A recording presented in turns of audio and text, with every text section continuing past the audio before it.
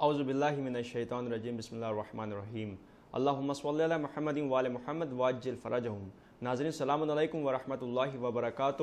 میں آپ کا میزبان سید رضوان نقوی آج ایک بار پھر حاضر خدمت ہوں۔ پروگرام عظمت ماہ رمضان کے حوالے سے آج ہم پھر گفتگو کریں گے۔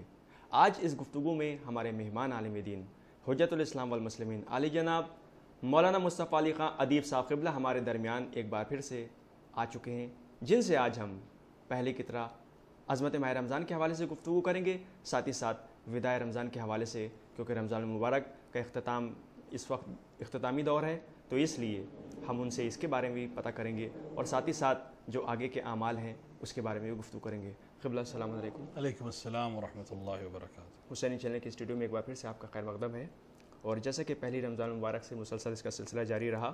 تو اب کیونکہ رمضان المبارک ختم پر اختتام کی منزلوں تک ہے، تو اس لیے آگے کے جو اعمال ہیں عید سے متعلق بھی گفتگو ہوگی، اور اس سے پہلے عظمت ماہ رمضان کے حوالے سے ہمارے ناظرین کو آپ بتائیے۔ اعوذ باللہ من الشیطان الرجیم، بسم اللہ الرحمن الرحیم، الحمد للہ رب العالمین، وصلی اللہ علی سیدنا محمد وآلہ الطیبین الطاہرین۔ ماہ رمضان کی عظمت کے اوپر مسلسل گفتگو اس پروگرام میں نے یا دیگر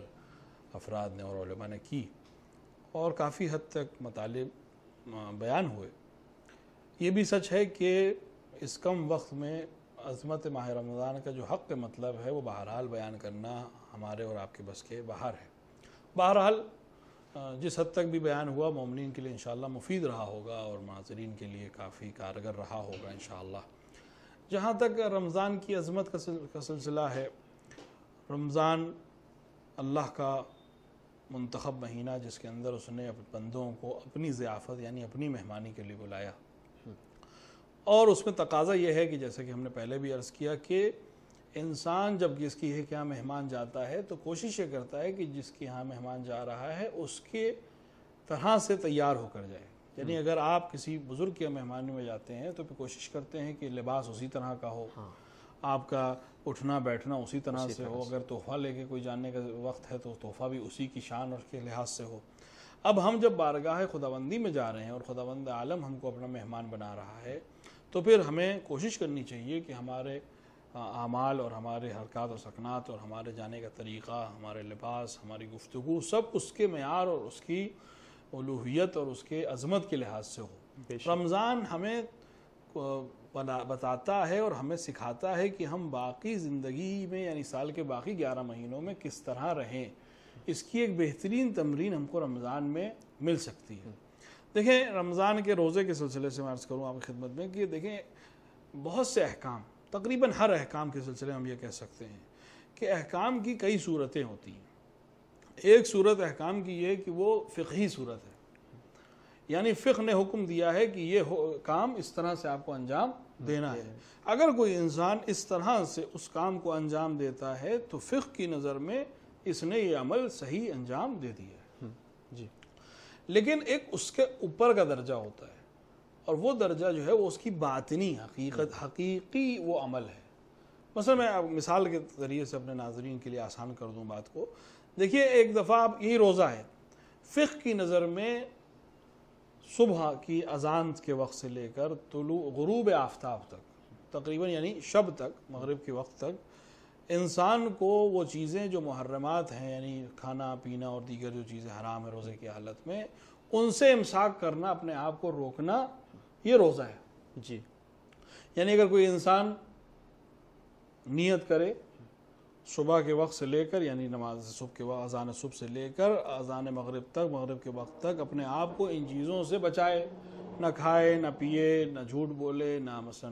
اہل بیت اور رسول اکرم اور اللہ کی طرف جھوٹ کی نسبت دے، گاڑے غبار سے اپنے آپ کو، یہ جو ظاہری احکام ہیں، ان ظاہری احکام میں جو آدمی اپنے آپ کو بچا کر لے جائے اس کا روزہ صحیح ہے۔ لیکن فقہ کی نظر میں یہ روزہ صحیح ہے،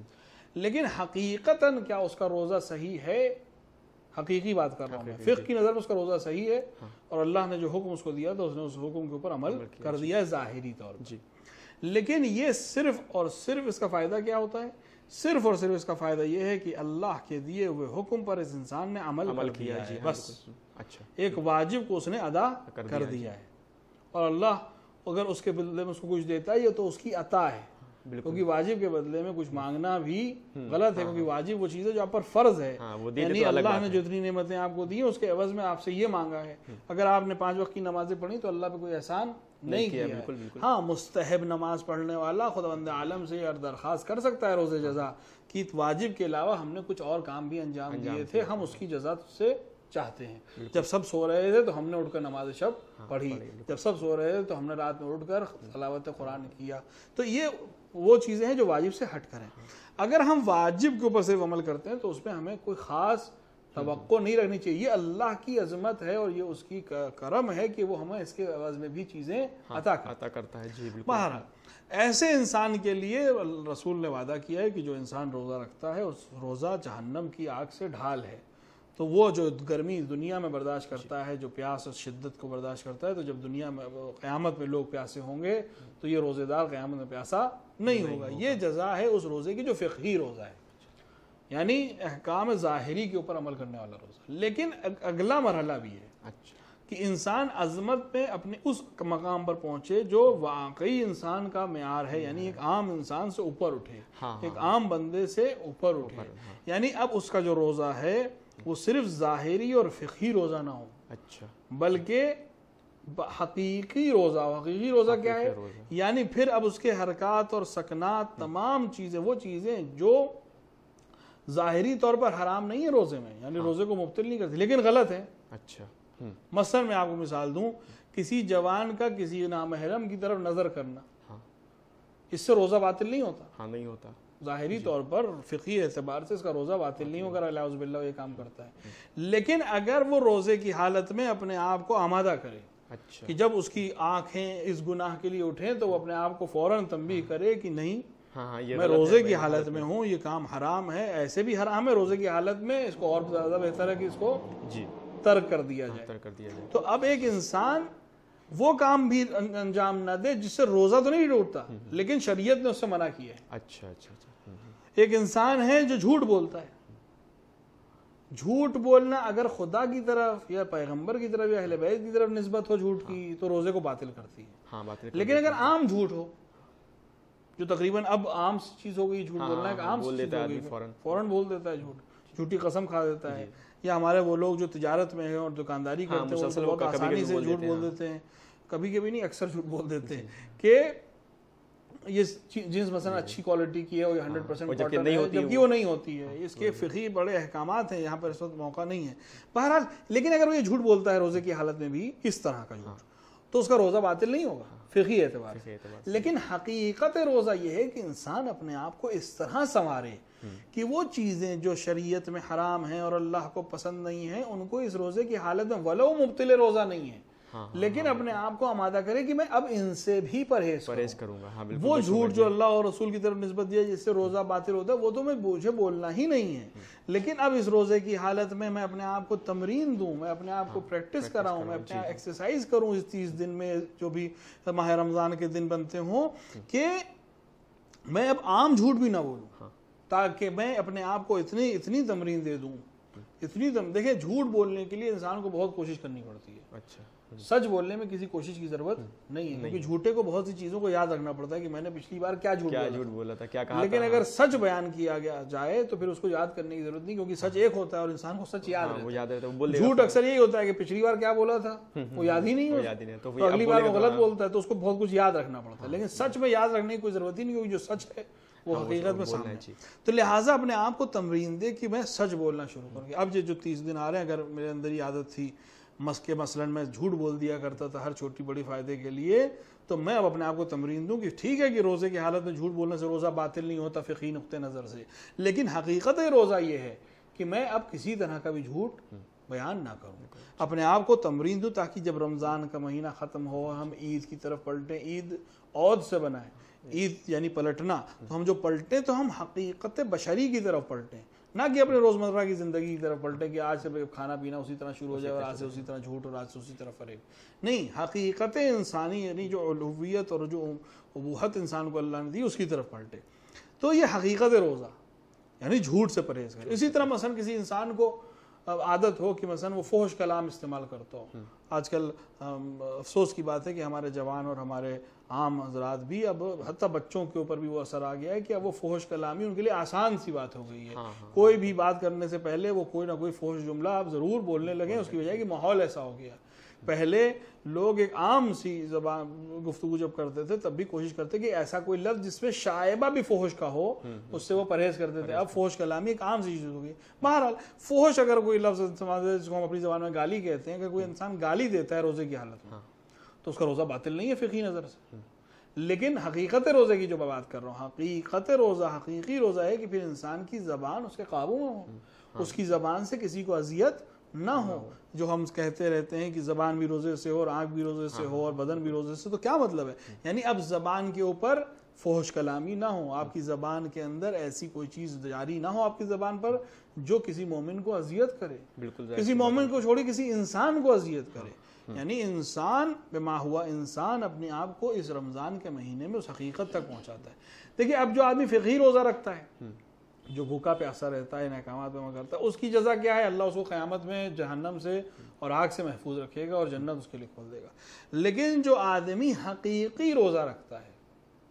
یعنی وہ احکام جو روزے کے مبطل نہیں ہے لیکن اللہ کو پسند نہیں ہے اور ان پر بھی عمل کرتا ہے اور ان سے بھی اپنے آپ کو بچاتا ہے اور اپنے آپ کو اوپر لے جاتا ہے اور اپنے نفس کو اوپر لے جاتا ہے, اس کو کیا ملے گا؟ اس کو پھر خدا ملے گا. اچھا, یہ لقاء الہی کے نزدیک ہوگا, پھر اس کو جنت اور جہنم کی پرواہ نہیں ہے, اس کو اللہ تک پہنچنا ہے. جیسا کہ جو فرعون کی بیوی کے لیے قرآن میں آیا ہے کہ اس نے یہی دعا کی کہ مجھے اپنے نزدیک جنت میں جگہ دے. اپنے دیکھیں ہم لوگ جو دعائیں کرتے ہیں یا ہم لوگ کے اعمال کی کتابوں کے مثلا کہ جو آدمی ایسے عمل انجام دے یا فلاں کام کرے تو خداوند عالم قیامت میں اس کو نبی کا پڑوسی بنائے گا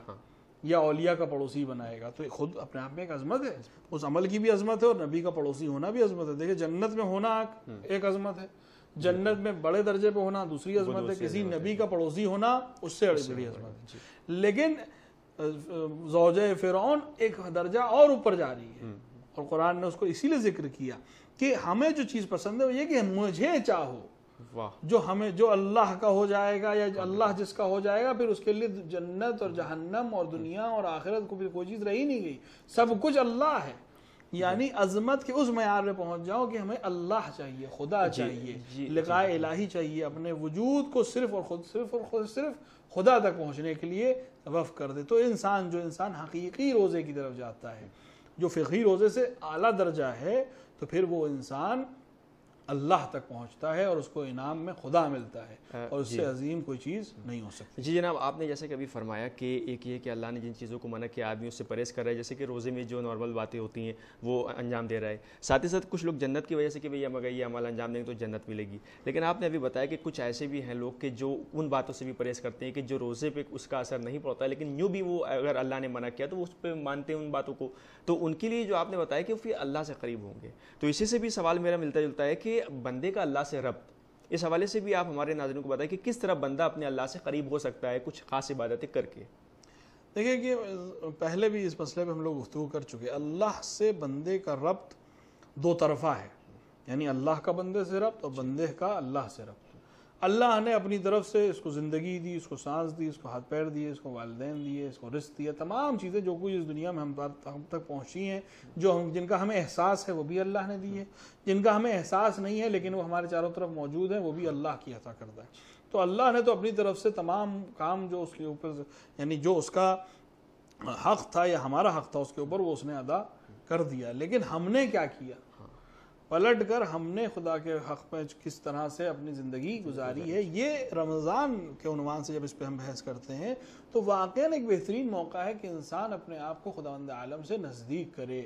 دیکھیں جب انسان بھوکا رہ رہا ہے, جب انسان پیاسا رہ رہا ہے, جب انسان بہت سے حلال چیزیں جو 11 مہینے میں اس کے لیے حلال ہیں ان سے پرہیز کر رہا ہے کچھ گھنٹوں کے لیے, جیسے ہندوستان میں 16 گھنٹے کے نزدیک روزہ ہو رہا ہے, 16 گھنٹے تک وہ انسان بچ رہا ہے, تو ایک طرح سے اپنے نفس کو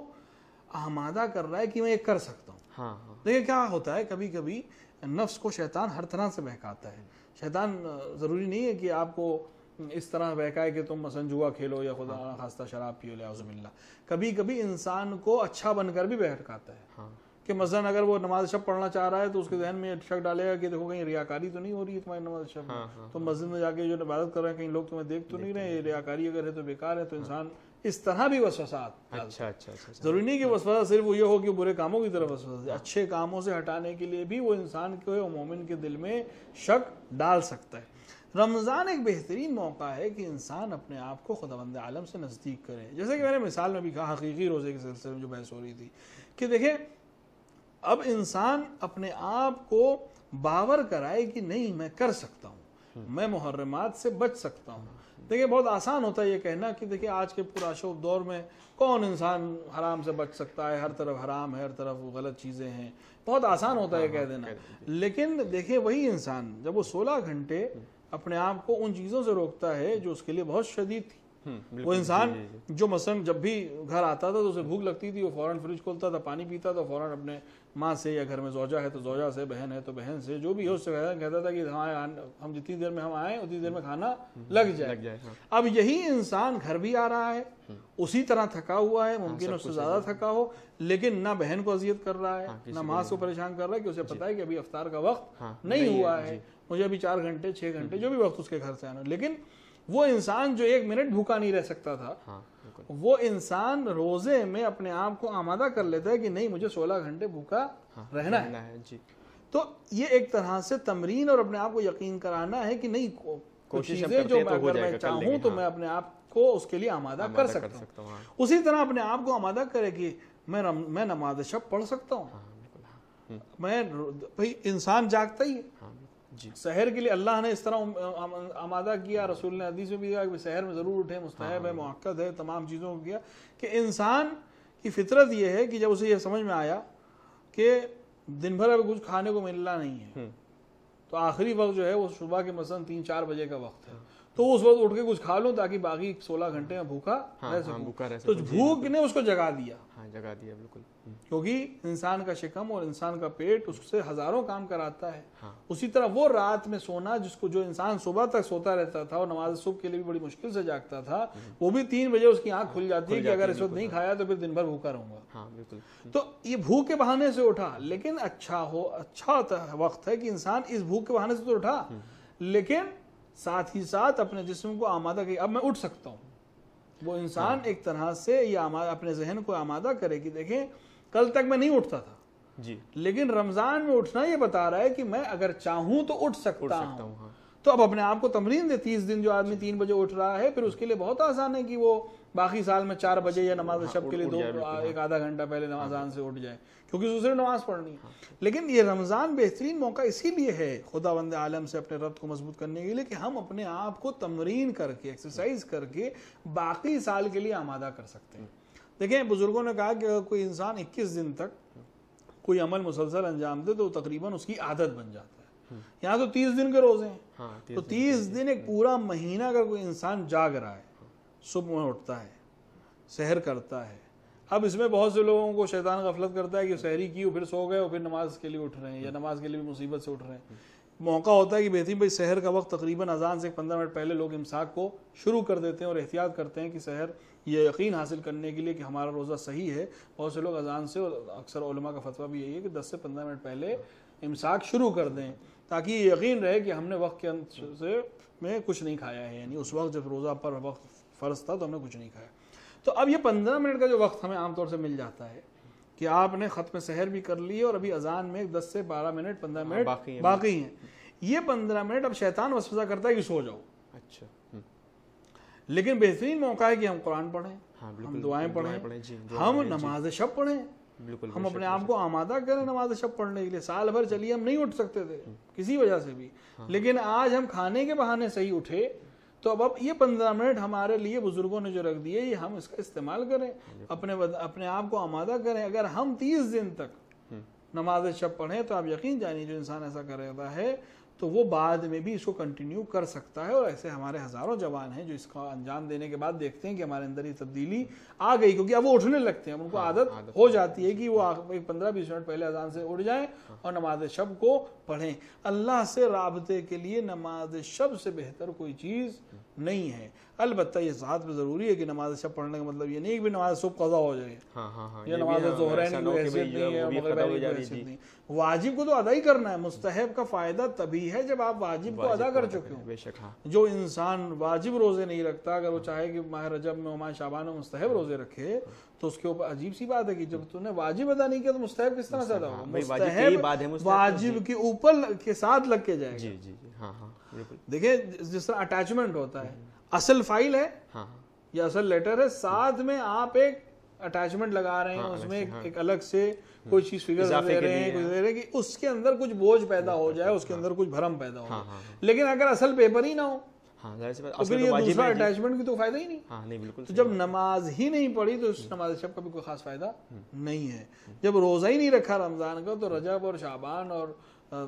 ماہ ذی الحجہ کے روزے اور دوسرے ایام کے روزے جو مستحب روزے ہیں ان کو رکھنے سے کوئی فائدہ ہونے والا نہیں ہے. یعنی علماء کہتے ہیں کہ ایسا انسان جس نے رمضان کے روزے جس کے اوپر گردن پہ ہوں, مستحب روزے اس کے فائدے مند پہنچنے والے نہیں. بے شک مستحب روزے وہ رکھ سکتا ہے, ایک فقہی عنوان سے رکھ سکتا ہے وہ, لیکن اس کے اوپر واجب ہے بھی رمضان کے روزوں کو ادا کرنا. تو واجب کو ادا کرنے کے بعد مستحب کو ادا کرنا ہے. یعنی کہ وہ نوجوان جو یہاں پہ یہ سوچتے ہیں کہ خالی جیسے نماز شب پڑھی یا کچھ روزے جو الگ ہیں شعبان کے ہم نے رکھ لیے تو اس سے ثواب جیسے کہتے ہیں بہت مل جائے گا, ایسا نہیں ہے. جبکہ مین یہ ہے کہ واجب جو روزے ہیں وہ جو واجب نمازیں ہیں پہلے یہ دونوں عمل انجام دیے جائیں گے, اس کے بعد ہی مستحب جو ہے وہ آپ انجام دیجیے. دیکھیں یہاں پہ بہت سی چیزیں ہم اپنے جوانوں کو اس پروگرام کے ذریعے تک پہنچا دیں اس چیز کو. ہمارے پاس بہت سے ایسی دعائیں اور بہت سے ایسے اعمال ہیں جن کے اندر ثواب کثیر کو روایات پیش کیا ہے. ابھی دیکھیے جمعہ گزرا ہے, جمعے کے ماہ رمضان کا آخری جمعہ, اس کے اندر بہت سی اہمیتیں ہیں, بہت سے اعمال ہیں. ان میں سے ایک 4 رکعت نماز بھی شیخ نے اپنی کتاب میں نقل کی ہے. بہت سے جوان ہم سے بھی پوچھتے ہیں, شاید دوسرے علماء سے بھی پوچھا ہو, شاید اس چینل کے اوپر بھی پوچھا گیا ہو. چونکہ بحث آگئی لہٰذا میں بیان کر دوں. اس نماز کے سلسلے میں یہ ہے کہ مثلا بعض روایات میں 700 سال تک اور بعض میں 1000 سال تک کی بات کہی گئی ہے, روایات مختلف ہے اس سلسلے میں, کہ مثلا وہ 700 سال کی قضا نماز کا کفارہ ہے. اب ہمارے بہت سے جوان جب اس چیز کو پڑھتے ہیں, اور آج کل تو سوشل میڈیا کے زمانے میں فیس بک اور واٹس ایپ اور وائبر اور تمام چیزوں کے اوپر فوراً یہ میسج چلا جاتا ہے کہ یہ 4 رکعت نماز جس نے جمعے کے دن زوال سے پہلے تک یہ نماز پڑھ لی تو گویا اسے 700 سال کی نماز کی کفارہ دے دیا. اب اس سے ایک میسج جو جاتا ہے, دیکھیں بے شک وہ امیر المومنین سے روایت ہے اور وہ شیخ نے اپنی کتاب میں نقل کی ہے, اس نماز کی ایک اہمیت ہے, لیکن دیکھیں وہ اس کو اس طرح سے نہیں آپ پیش کر سکتے کہ پھر آپ کی 700 سال جو نمازیں قضا ہوئی ختم. یہ نہیں ہے. وہ نمازیں جو آپ کی قضا ہوئی ہیں وہ تو آپ کو پڑھنی ہی ہے, وہ تو ادا کرنا ہی ہوگی, وہ تو آپ کو ادا کرنی, بالکل اس قرض کی طرح جو آپ نے کسی سے لیا ہو. ہاں بالکل, اس کو بغیر ادا کیا. تو اگر سود نہیں دے رہے ہیں, کیونکہ سود لینا و دینا حرام ہے, وہ ایک الگ بحث میں اس میں نہ پڑھوں, سود آپ سے نہیں لیا جا رہا ہے, لیکن اصل رقم تو آپ کو واپس کرنی ہی کرنی ہے. ہاں بالکل, اصل رقم تو آپ کو واپس کرنی ہی کرنی. گورنمنٹ نے آ کے اعلان کر دیا کہ بھائی جن لوگوں نے بینک سے سود لیا تھا, سود پہ پیسہ لیا تھا, بیاج پہ پیسہ لیا تھا, ہم اس کو معاف کرتے ہیں, سبسڈی دے رہے ہیں, لیکن جو اصل پیسہ ہے وہ تو آپ کو واپس کرنا ہی کرنا ہے. ایک مثال دے رہا ہوں میں ذہن سے قریب کرنے کے لیے. لیکن